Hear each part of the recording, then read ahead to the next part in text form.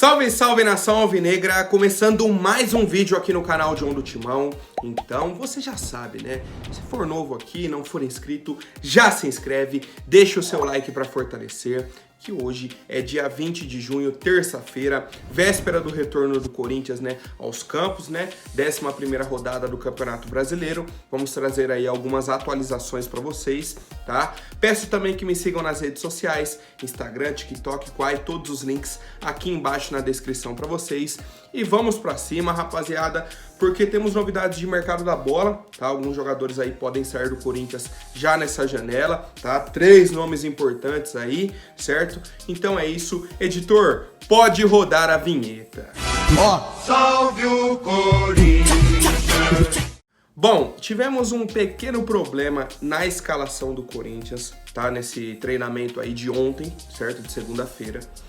A provável escalação do Corinthians, a dupla de zaga, era com Gil e Murilo, que é a dupla que vem jogando, tá? O problema é que o Murilo não participou do jogo treino no sábado contra a Portuguesa, certo? Não participou do treino de ontem.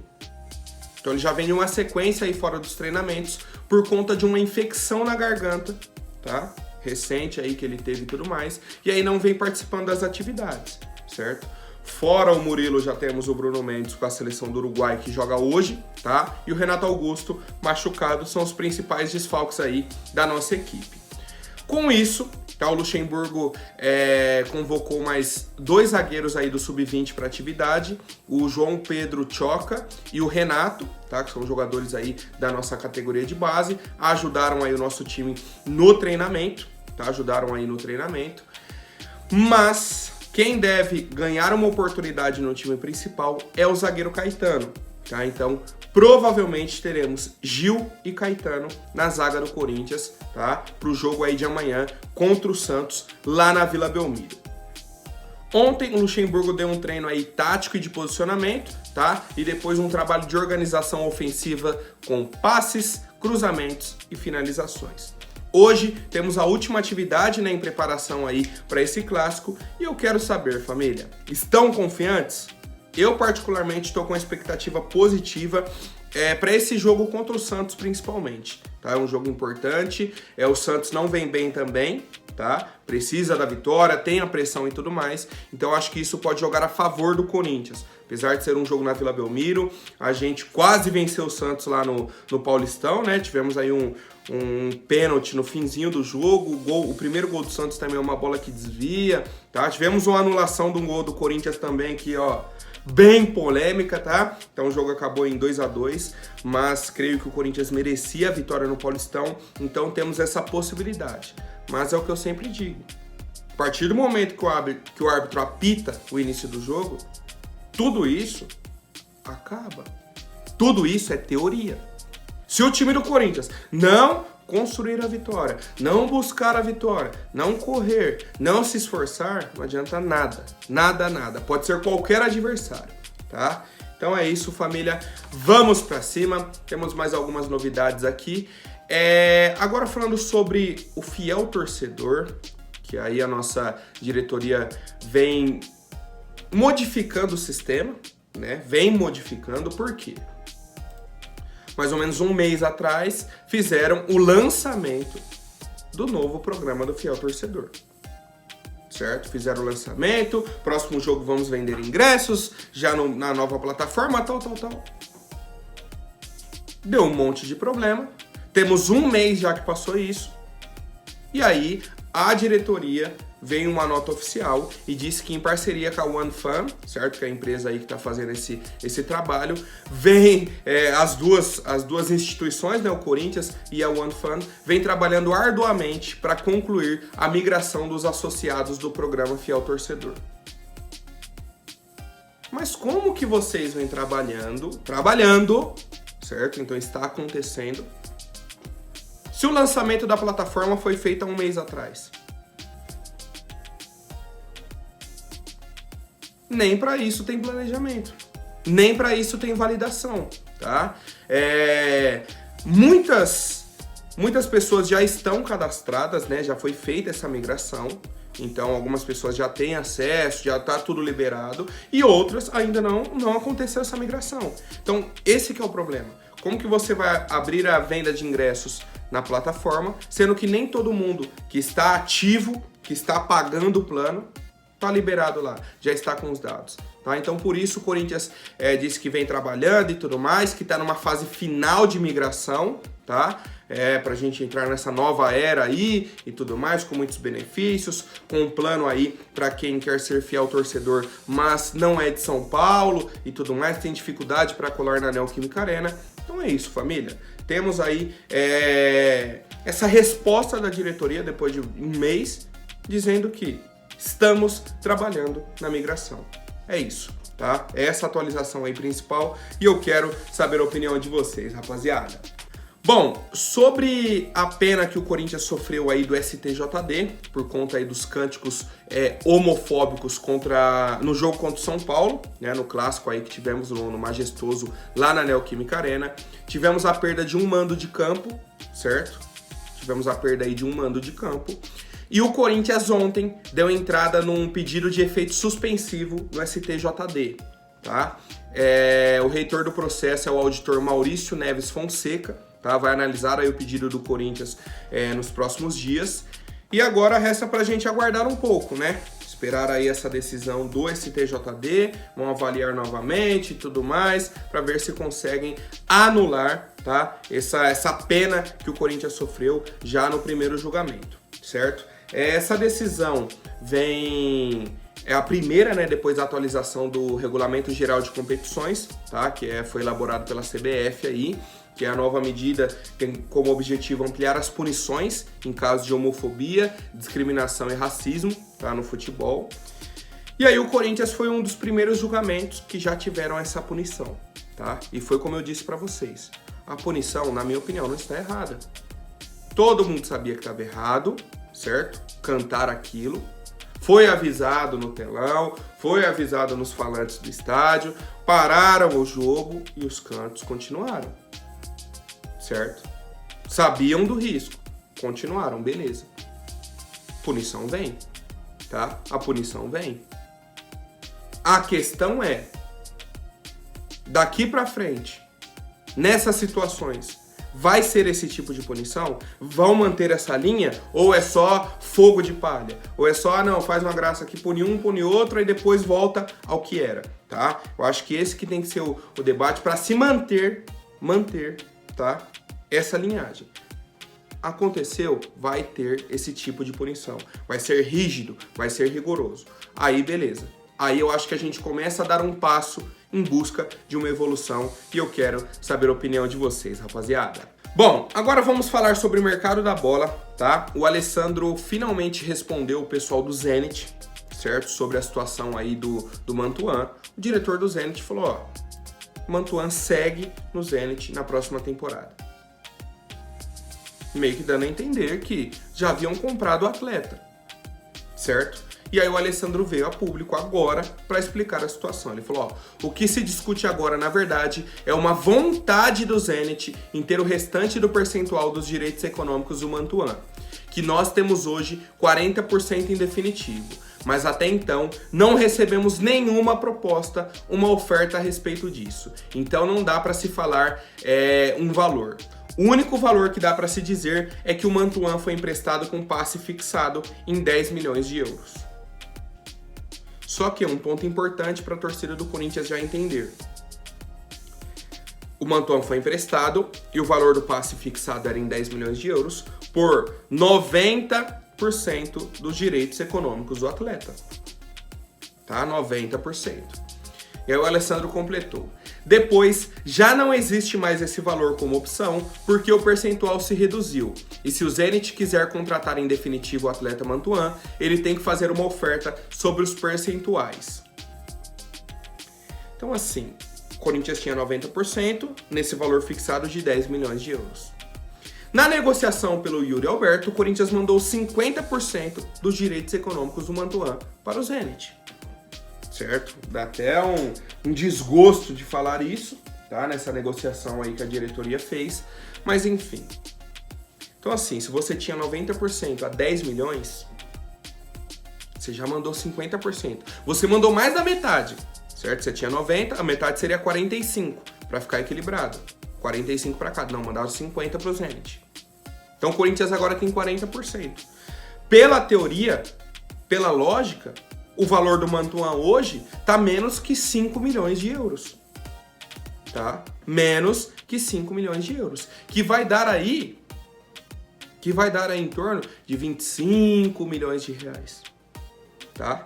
Hoje é o preço do Mantuan. Seguindo o valor que foi colocado no ano passado.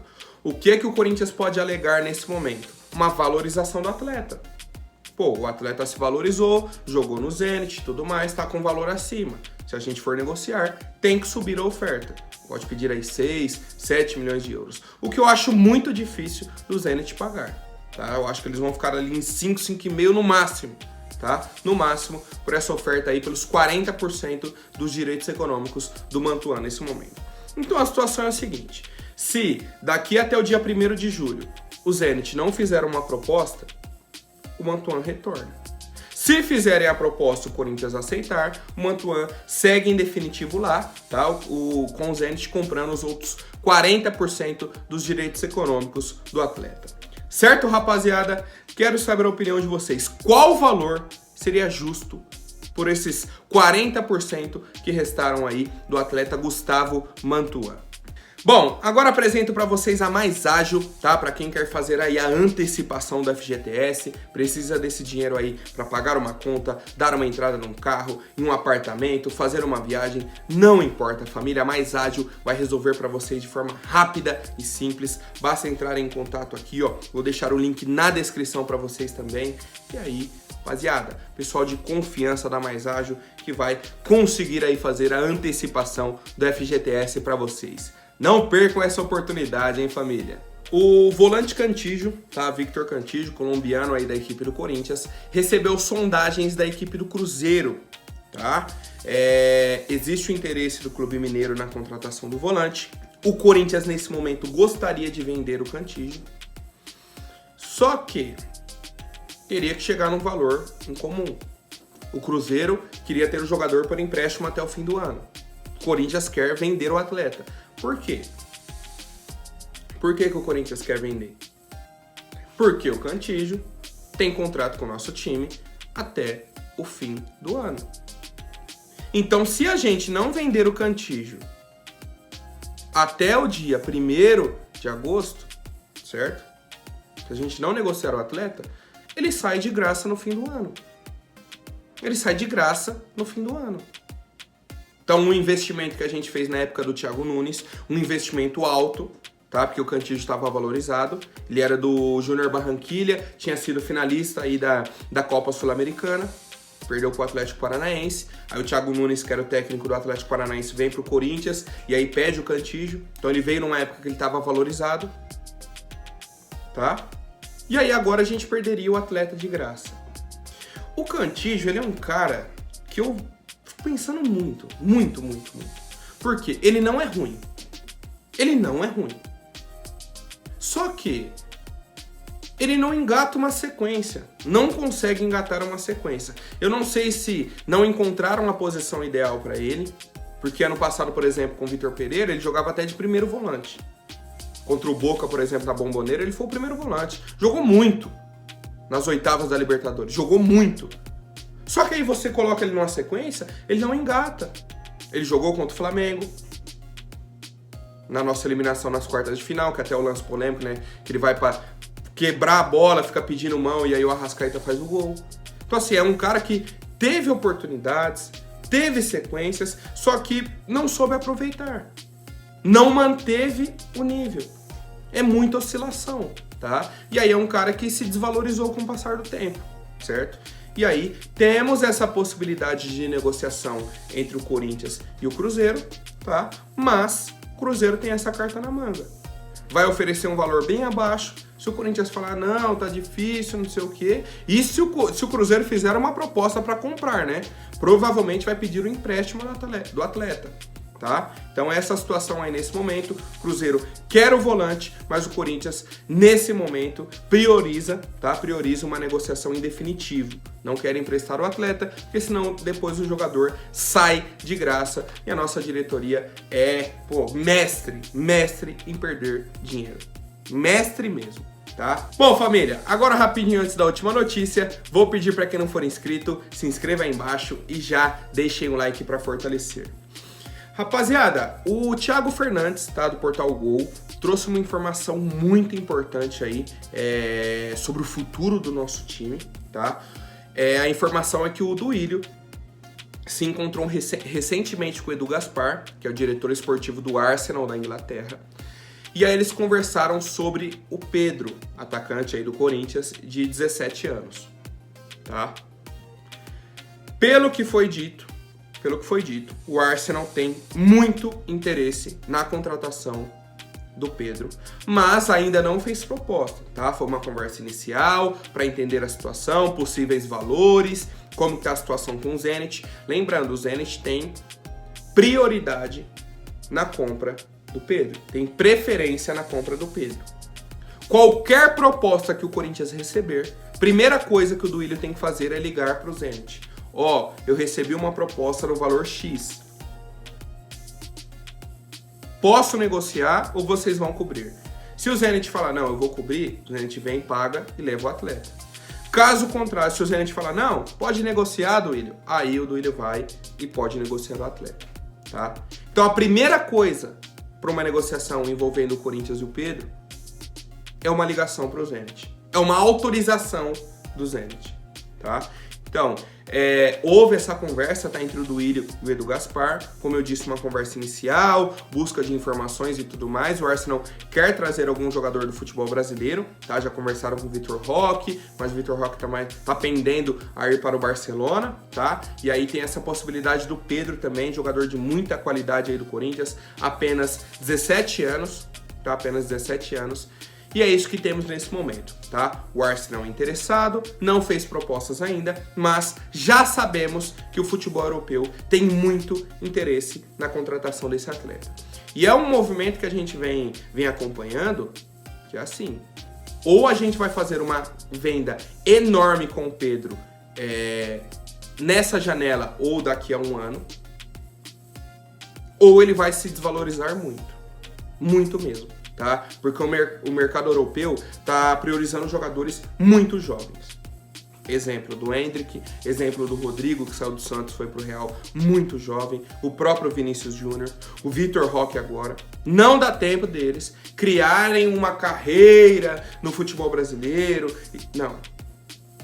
O mercado europeu quer um jogador assim, bem jovem, para já se desenvolver lá e seguir a carreira pelo continente europeu.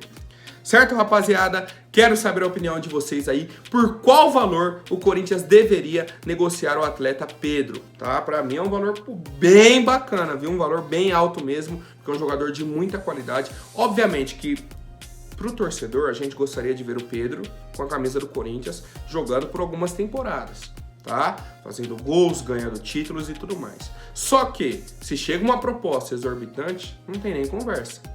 Ainda mais pela situação da diretoria, situação econômica do clube e tudo mais. Certo, família? Por hoje é isso. Amanhã eu volto com mais novidades sobre o nosso Coringão. Até mais, um forte abraço e vai Corinthians!